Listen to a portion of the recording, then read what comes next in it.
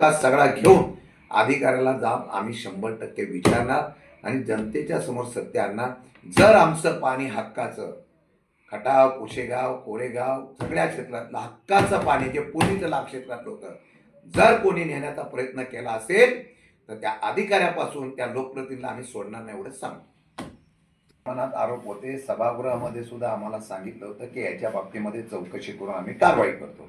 मी त्या चौकशी कारवाई काय होते याच्यावर मी माठ बघतोय, नाही झालं म्हणजे मंत्री सरळ सरळ म्हणतात किती सत्तेचा माग आहे, त्यामुळे कायदा सुव्यवस्था लोक वगैरे हे ते सगळं संपलेलं आहे महाराष्ट्रामध्ये।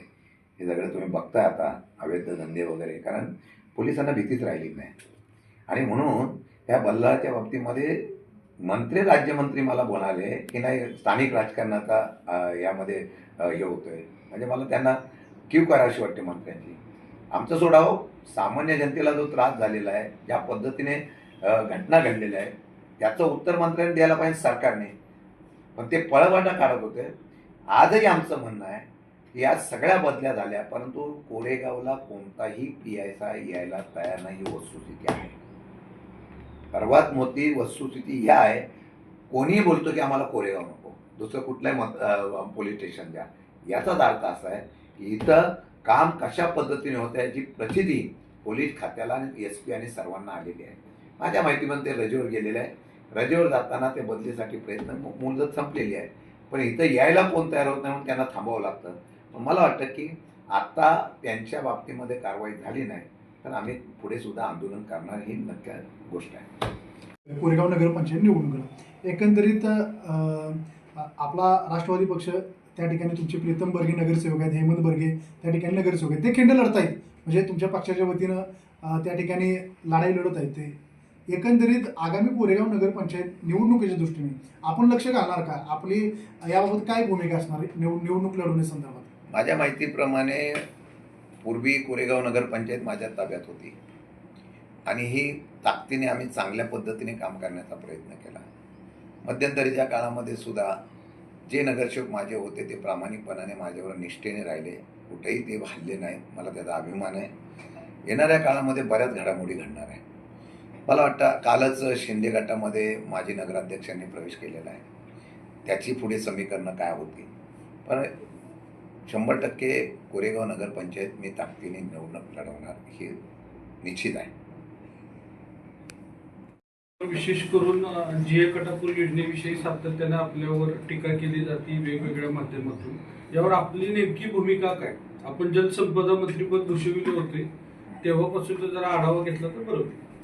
मला वाटतं की सातारा जिल्ह्यामधल्या धरणाच्या असलेली क्षमता आणि त्याचबरोबर सातारा जिल्ह्यातल्या धरणाच्या मध्ये झालेला माती साठ्यावरून झालेली पाण्याची असलेली पातळी कमी होणं, याचा अभ्यास करून पाण्याचा निर्णय भूमिका घेणं गरजेचं आहे। मी मंत्री असताना त्याचा मुद्दा घेतला होता।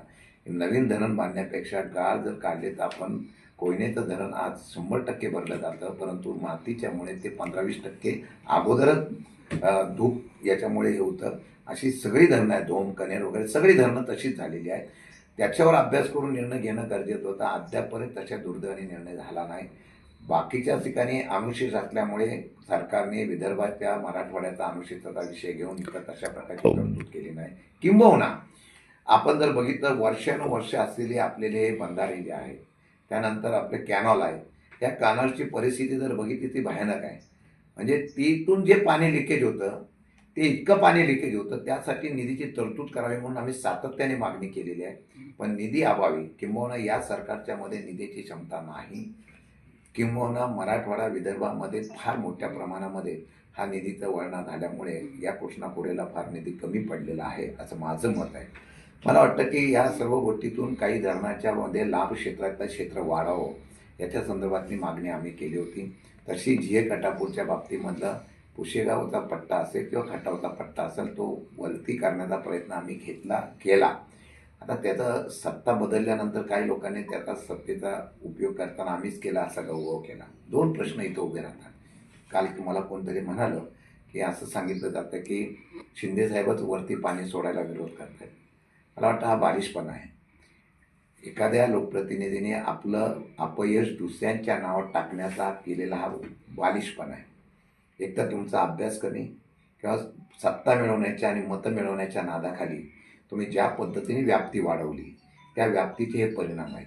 हे मी 2-3 वर्षापासून अगोदर सांगत होतो की नियोजन असताना पाणी साठा, आपल्याला उपलब्ध असलेलं पाणी आणि त्याच्यानंतर देण्यात येणारं पाणी ह्याचा जर व्यवस्थितपणे अभ्यास केला नाही तर ही पाण्याची लढाई मोठी उभी राहील आणि ह्या संघर्ष उभा राहील.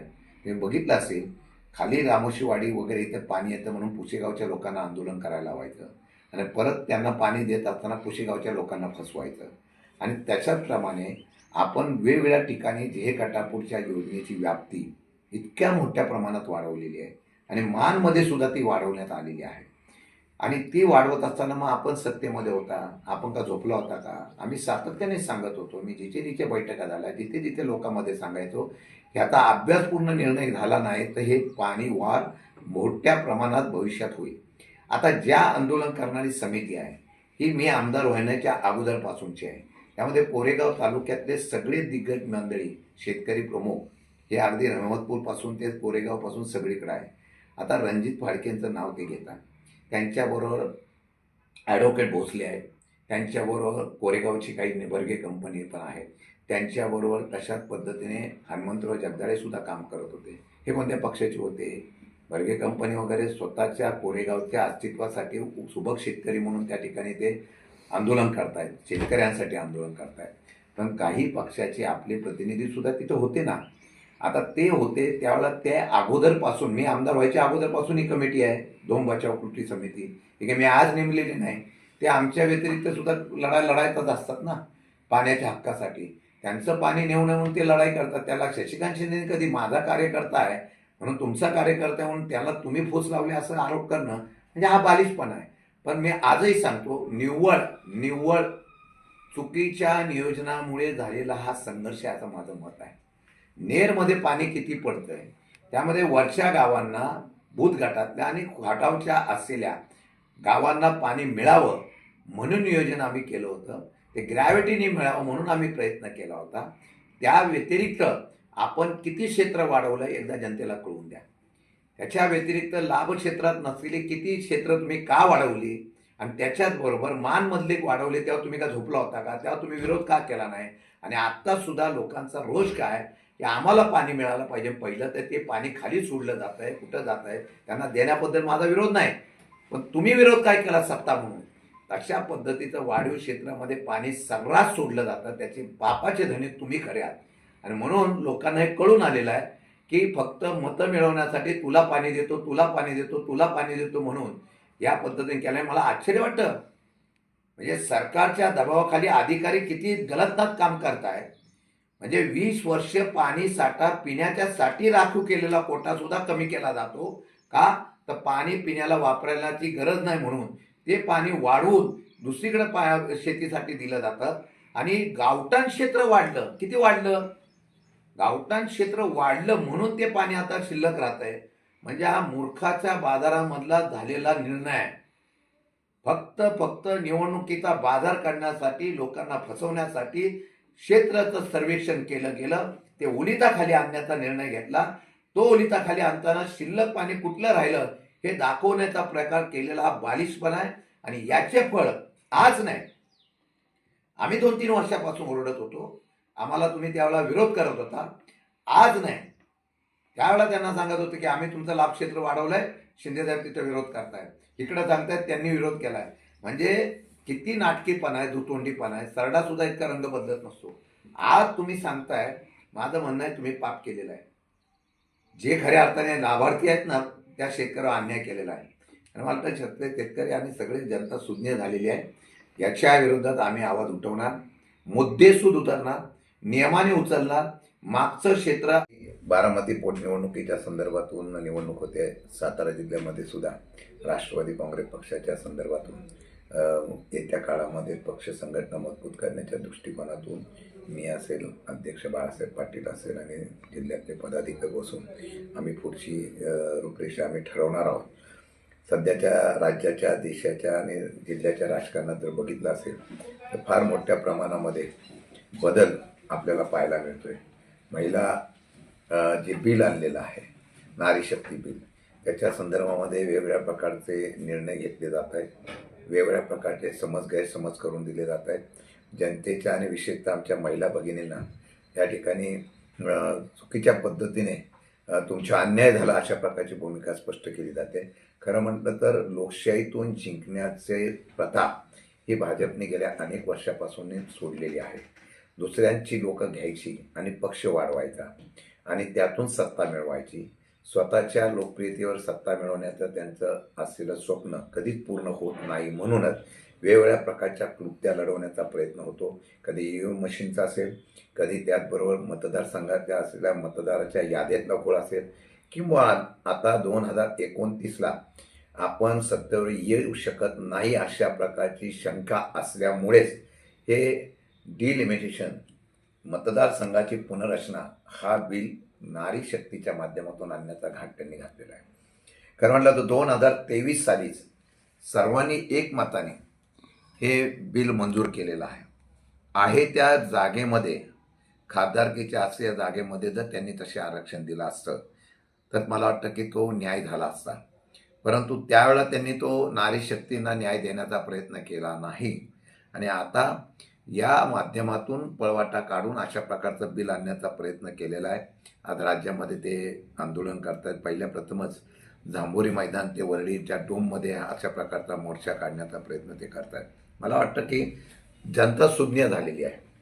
जे मी बघतो आता त्याच्यावर कमेंट बघितल्यानंतर सामान्य जनतासुद्धा त्यांच्या असलेल्या या हुकुमशाहीच्या अंतर्गत असलेल्या लोकशाहीचा अभ्यास आम्ही करतोय. ते जनता आता हुशार झालेली आहे आणि मला वाटतं की तशा पद्धतीने आम्हीसुद्धा येणाऱ्या काळामध्ये महिला भगिनी असेल किंवा महाराष्ट्राच्या जनतेला आम्ही त्या ठिकाणी जागृत करणार आहोत. अशा प्रकारची मोहीमसुद्धा आम्हीसुद्धा हातामध्ये घेऊ आणि मला वाटतं तशा पद्धतीनं काम करण्याचा प्रयत्न आम्ही करणार आहोत. साहेब, काल एकनाथ शिंदे साहेब साताऱ्यात आले होते आणि त्यांनी प्रदीर्घ भाषण केलं, पण भाषणामध्ये त्यांनी भाजपचा उल्लेख टाळत मी मुख्यमंत्री असताना काय काय केलं हे सांगायला सुरुवात केली. एकंदरीत त्यांची भूमिका आपल्याला कशी वाटते? खरं म्हटलं तर ते महायुतीमध्ये सगळेजण एकत्र आहे. परंतु एक मुद्दा लक्षात ठेवलं तर प्रत्येक पक्ष आता स्वतःची ताकद वाढवायला लागलेला आहे आणि विशेषतः मित्रपक्ष वाढवतोय याचा विचार करणं गरजेचं आहे की त्यांना सुद्धा संभाव्य जो धोका अजितदादा पवारांना माहीत पडला होता. अजितदादांनी त्या पद्धतीची काळजी घेण्यासाठी पक्ष एकत्रित करण्याचा निर्णय घेतला होता. त्याच पद्धतीने एकनाथ शिंदेंना सुद्धा कळून आलेलं आहे की आपला मित्रपक्ष भविष्य काळामध्ये इतर राज्यामध्ये जसा मित्रपक्ष संपवतो तसं त्यांना संपवण्याचा प्रयत्न करेल आणि म्हणून मला वाटतं काल त्यांनी तशा पद्धतीचा निर्णय घेऊन मोठी गांधी मैदानावर त्यांची सभा झाली. सभेच्या माध्यमातून त्यांनी पक्ष संघटनेच्या बाबतीमधलं वक्तृत्व जरी केलं आणि त्यामध्ये भाजप किंवा त्यांच्या असलेल्या सरकारच्या भूमिकेतून एकत्र राहत असताना उल्लेख जरी केला नसला तरी कालचं शक्ती प्रदर्शन हे त्यांचं स्वतःच्या असलेल्या मित्रांच्या विरोधातलंच सातारा जिल्ह्यामध्ये आहे हे अधोरेखित त्या ठिकाणी त्यांनी दाखवून दिलेलं आहे. पण सर, आता बघितलं तर जिल्हा परिषदेमध्ये जे घडामोड झाली एकंदरीत त्या संदर्भात नेमकं काय सांगाल? कारण कालची जी एकनाथ शिंदे साहेबांची जी सभा होती त्याला चेक म्हणायचं का नेमकं काय, याबाबत आपली भूमिका आहे राष्ट्रवादीची? मी त्यावेळेला सांगितलं होतं गांधी मैदानावर सर्वांशी मिळून एक सभा घेऊया किंबहुना मोर्चा काढूया, कारण लोकांमध्ये भावना तीव्र होत्या. त्याचे पडसाद काल सभेच्या माध्यमातून पाहायला मिळाले. खरं म्हटलं तर ही भूमिका आमची पहिल्यापासूनच होती. मला वाटतं की त्यावेळेला जे आश्वासन दिलं होतं त्याप्रमाणे SP असेल, त्याचबरोबर त्याच्या असलेले चौकशी त्याचे अधिकारी होते त्यांच्या बदल्या झालेल्या आहेत. आता हे करत असताना कालसुद्धा आयुक्तांनी संपूर्ण डॉक्युमेंटरी मागवलेले आहेत. आम्ही ही लढाई शेवटपर्यंत करणार आहोत. परंतु मला एक सांगावंसं वाटतं, पूर्वी ह्या कायद्याची भीती होती, पक्ष बदलल्यावर आपल्याला काय कारवाई होईल अशा प्रकारचा धाक होता. तो या सरकारच्या असलेल्या भूमिकेमुळे तो संपलेला आहे. भाजपची लोक स्पष्ट शब्दात सांगतात तुम्हाला आम्ही डिस्क्वालिफाईड होऊन देणार नाही, तर लोकशाहीचा दिवसाढवळा खून आहे. तरी आयुक्तांनी आता CCTV फुटेज किंवा त्यांचे असलेलं शूटिंग मागवलेलं आहे. त्या मागवलेल्या शूटिंगमध्ये सत्य बाहेर येईल. ही लढाई आम्ही शेवटपर्यंत देणार आहे. त्यामध्ये अध्यक्षाच्या असलेल्या डिस्क्वालिफिकेशनचा प्रमाणपत्र असेल किंवा काय ह्याच्या केसेस चालू आहेत आणि मला वाटतं सगळ्या केसेसच्या बाबतीमध्ये आम्ही पाठपुरावा करतो आहोत. सत्याचा विजय होईल एवढं मला माहिती आहे, कारण सातारा जिल्ह्यामध्ये ज्या पद्धतीने लोकशाहीचा खून झाला आणि तो झाला नसता तर अधीक्षकांची बदलीच का झाली असती याचा अर्थ त्याने एकतर्फी मान्य केलेला आहे की झालेली घटना जी आहे ती महाराष्ट्रामध्ये पूर्णपणाने लोकांच्या मध्ये नाराजीचा किंवा सातारा जिल्ह्यामध्ये लोकांची तर म्हणणं असं होतं की मोर्चे काढा, आम्ही रस्त्यावर येतो तुमच्यासाठी. म्हणजे एवढी भावना सातारा जिल्ह्यातल्या चव्हाण साहेबांच्या भूमीमध्ये या ठिकाणी होते. त्याचं प्रत्यंतर आपल्याला पाहायला मिळालं आहे. मला वाटतं येणाऱ्या काळामध्ये त्याच्या बाबतीमध्ये 100% आम्ही आक्रमक राहणार आहोत. त्याचा विषय आपण सांगितला. त्यावेळी शंभूराज देसाई साहेबांनी विधानसभेमध्ये त्या संदर्भात आवाज उठवला. नीलमताई गोरे मॅडम यांनी त्या संदर्भात निलंबनाची कारवाई केली होती. त्यानंतर जयकुमार गोरे भाऊंनी या संदर्भात थांबवावा हा निलंबनाचा विषय असं सांगितलं. आणि नंतर आज पोलीस अधीक्षकांची बदली होत आहे. तर या सगळ्या घडामोडीवर आपण काय सांगाल? नेमकं काय कायदेशीर बघितलं तर त्या असलेल्या पदाला सभापती पद असेल, अध्यक्ष पद आहे, हे वेगळ्या प्रकारचं संविधानातलं दिलेलं उच्च पद आहे. त्यांना तो अधिकार आहे. आता शेवटी असं आहे की राज्य सरकार जे चालवतात ते राष्ट्रपती असो, राज्यपाल असो आणि सगळ्यांच्या अधिकाऱ्याला मर्यादा घालतात का, अशा प्रकारचं चित्र सध्या उभं राहत असल्यामुळे मला वाटतं की या सभापतीने दिलेला निर्णय हा योग्य होता. तशा प्रकारे आपण चॅलेंज आम्ही करतोय, तशा प्रकारचं आम्ही त्याप्रमाणे आव्हान करण्याचा प्रयत्न करणार आहोत. परंतु माझ्या माहितीप्रमाणे त्यांनी दिलेले निर्देश हे अंमलबजावणी करायलाच पाहिजे अशा प्रकारची तरतूद आहे. पार्लमेंटमध्ये सुद्धा त्या पद्धतीने निर्णय झाले, तशा प्रकारचा फ्लॉज आहे. आम्ही तशा संदर्भामध्ये सुद्धा माहिती घेऊन आता शेवटी निर्णय त्यांनी जरी दिला तरी संविधानातला दिलेला निर्णयाची प्रक्रिया करताना त्याच्यामध्ये घटनात्मक पेच निर्माण झालेला आहे. त्याचा खुलासा आता त्यांना करावा लागेल. पण साहेब, आता जे तुमचे जे सदस्य राष्ट्रवादीचे त्या ठिकाणी मतदान झालं, याच्यावर नेमकी पुढं कशी, म्हणजे तुमची काय भूमिका असेल याबाबत? नाही, ते डिस्क्वालिफाईड करावे म्हणून शिवसेना शिंदे गट आणि राष्ट्रवादी अजितदादा गट दोघंही आयुक्ताकडे गेलेले आहेत. आयुक्ताचा निर्णय होईल. आयुक्ताचा निर्णय काय होईल झाल्यानंतर परत तो मंत्र्यांकडे जातो. मंत्र्यांकडे गेल्यानंतर आमचं म्हणणं आहे की टाईम बाइंडमध्ये हा निर्णय लागावा म्हणून आम्ही कोर्टामध्ये तशा प्रकारची मागणी करणार आहोत. काल एकनाथ शिंदे साहेबांची सभा झाली सातारला.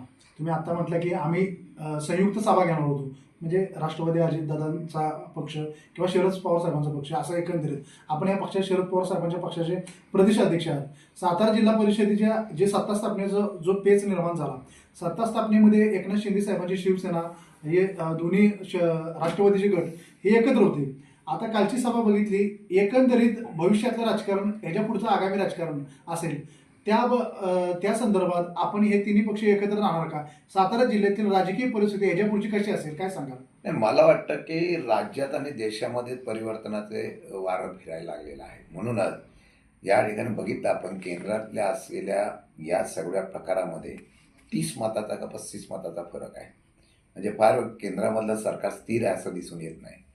हे परत तसाच राहिला, आजची परिस्थिती तशीच राहिली तर ती संख्या फार सत्तेवर परत यायची जे भाजपचं स्वप्न ते पूर्ण होऊ शकणार नाही. हा एक प्रकार आहे. परंतु जर तुम्ही बघितलं ती लढाई आहे. शेवटी येणाऱ्या राज्याच्या राजकारणात, देशाच्या राजकारणात बरीच उलथापालथ होणार आहे. येणाऱ्या 1-2 वर्षामध्ये जर आपण बघितलं तर प्रचंड उलथापालथ होईल. समीकरणं बदलतील. त्या समीकरणाशी निगडीत कशा प्रकारचं राजकारण भाजप करत आहे हे सध्या अवलंबून आहे. आणि तोच प्रकार सातारा जिल्ह्यामध्ये सुद्धा अवलंबून असणार आहे. मीच मोठा आहे आणि मीच सगळं करू शकतो अशा प्रकारची भावना करून जर उदाहरणार्थ पाटणमध्ये आता शंभूराजे देसाई तिथं त्यांनी सत्यजित पाटणकर घेतलेले आहे. अशा प्रत्येक ठिकाणी वेगवेगळ्या प्रकारचे उमेदवार त्यांनी त्या ठिकाणी घेतलेले असतील तर भविष्यकाळामध्ये यामध्ये आपल्याला काय करावं याच्या संदर्भात राजकारणात बरंच होईल. मला वाटतं राष्ट्रवादी काँग्रेस पक्ष, शरद पवार म्हणून मी एवढंच सांगू पक्षाच्या वतीने आम्ही परत एकदा पवारसाहेबांचा हा राष्ट्रवादीचा बालेकिल्ला ठीक आहे आता पडझड आहे, परंतु मेहनत करू आणि जिल्हा परत उभा करण्यासाठी नवीन लोकांना घेऊन चांगल्या प्रकारचा पक्ष बांधलेला तुम्हाला पाहायला भेटेल. पर्यायी स्ट्रॉंग हा सातारा जिल्ह्यामध्ये राष्ट्रवादी शरद पवार पक्षच असेल अशा प्रकारची परिस्थिती आम्ही निर्माण करू. सर, राज्यामध्ये बघितलं तर एकनाथ शिंदे साहेबांची शिवसेना आणि भाजप ही सत्तेमध्ये जातात सध्या, अजितदादांचा एकंदरीत पक्ष. भविष्यामध्ये हीच आघाडी जी सातारा जिल्हा परिषदेमध्ये ज्या पद्धतीने झालं की आपण सत्ता स्थापनेसाठी एकत्र आला, भाजप एका साईडला आणि आपण एका साईडला, या तीन पक्ष, ही परिस्थिती ह्याच्या पुढे अशीच राहील का सातारा जिल्ह्यामध्ये? काय वाटतं यावर? नाही, सातारा जिल्ह्यामध्ये जर मला वाटतं की लढाई भाजपबरोबर असेल तर ह्या सगळ्यांनी आम्ही एकत्र जर आलो तर सातारा जिल्ह्यातला इतिहास बदलू शकतो. जे जिल्हा परिषदेला करून दाखवलं तरी मला वाटतं की शेवटी निर्णय त्या पक्षाचा त्यांना घ्यायचा आहे. आम्ही तर त्या ठिकाणी ती भूमिका घेऊनच चाललेलो आहोत. उद्या भविष्यामध्ये त्यांनी काय निर्णय घेतात त्यांचा अधिकार आहे, परंतु आम्ही आमच्या पद्धतीने मजबूतीने उभं राहण्याचा प्रयत्न करणार. साहेब, आत्ताच विधान परिषदेमधून आपला कार्यकाळ संपला. एक महाराष्ट्राचा बुलंद आवाज म्हणून त्या ठिकाणी सर्व मान्यवरांनी आपली भाषणं केली आणि महाराष्ट्रातील जनताही बघते की बाबा शशिकांतजी शिंदे साहेब अतिशय प्रश्न ताकदीने मांडत आहेत. तर ह्याच्या पुढचा कालावधी कसा असेल आपला? मला वाटतं की विधिमंडळामध्ये आणि विधान परिषदेमध्ये 25 वर्षाच्या वरती कालावधी मी या दोन्ही सभागृहामध्ये काम केलेलं आहे. मध्ये खंड पडला, परंतु एक अभ्यासू म्हणून उल्लेख सगळ्या मुख्यमंत्री, उपमुख्यमंत्री, दोन्ही उपमुख्यमंत्री, त्यानंतर सभापती वगैरे सगळ्या सदस्यांनी त्याचा गौरव केलेला आहे. मला वाटतं की हा कारकिर्दीचा बहुमान असतो आणि त्याच्या संदर्भामध्ये आज सभागृहामध्ये काही मुद्दे महाराष्ट्राच्या देशाच्या हिताच्या अभ्यासपूर्ण मांडण्याचा प्रयत्न गेल्या 20-25 वर्षाच्या कारकिर्दीमध्ये माझ्या अनुभवातून मी केलेला आहे आणि चांगल्या प्रकारचा केला. म्हणजे बिलावर बोलायचं म्हणजे ते कायदा जो होतो त्या कायद्यावर बोलण्याच्या बाबतीमधली भूमिका घ्यायची, ही खरं म्हटलं तर विचार करूनच बोलावं लागतं. तशा पद्धतीचं मला फार मोठ्या प्रमाणात संधी मिळाली. मला वाटतं आत्ताच्या घडीला या सर्व कारकिर्दीमध्ये काम करत असताना संध्या बरंच येतात. म्हणजे तुम्ही बरोबर असावं असं बऱ्याच लोकांना वाटतं की तुमच्याला अनुभव नेता आमच्या पक्षात यावं वगैरे असं वाटतं. मला वाटतं की शरद पवार साहेबांबरोबर मी पूर्ण या ठिकाणी विश्वासाने काम करण्याची भूमिका मी घेतलेली आहे. पवारसाहेबांनी राज्याची भूमिका घेतलेली आहे. खंड असतो तो थोडा असतो. मला वाटतं की परत एकदा झेप घेऊन नवीन अध्याय उभा करण्याचा प्रयत्न करणं, अशा प्रकारचा प्रयत्न 100% केला जाईल. अनुभव पाठीशी आहे. आता तो महाराष्ट्रामध्ये नेण्याचा प्रयत्न करेन. किंबहुना येणाऱ्या काही घडामोडी अशा पण घडतील, त्यामुळे मी परत त्या ठिकाणी ह्या सत्तेच्या समीकरणामध्ये दोन्ही सभागृहात कुठेही मी येऊ शकतो अशा प्रकारची भूमिका घेऊन काम करण्याचा प्रयत्न करणार.